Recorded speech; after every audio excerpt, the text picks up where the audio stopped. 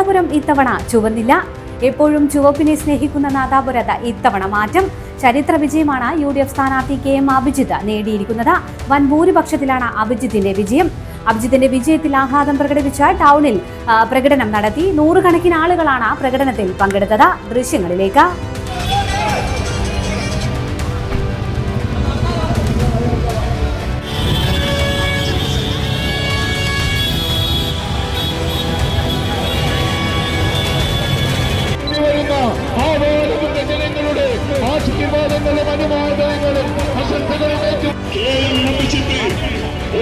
ഭൂരിപക്ഷത്തോടുകൂടി കേരളത്തിന്റെ അസംബ്ലിയിലേക്ക് തെരഞ്ഞെടുക്കപ്പെട്ടിരിക്കുന്നു.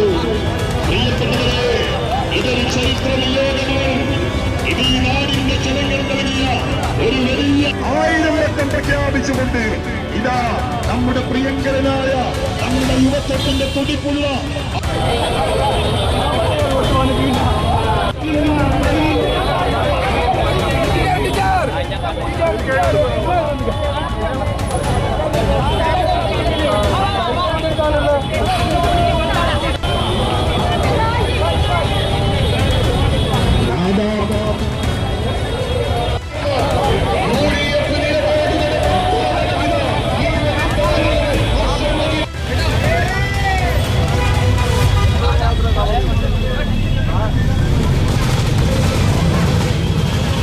മയൂരം coconut milk, മനസ്സിലെന്നും മായാത്ത രുചി.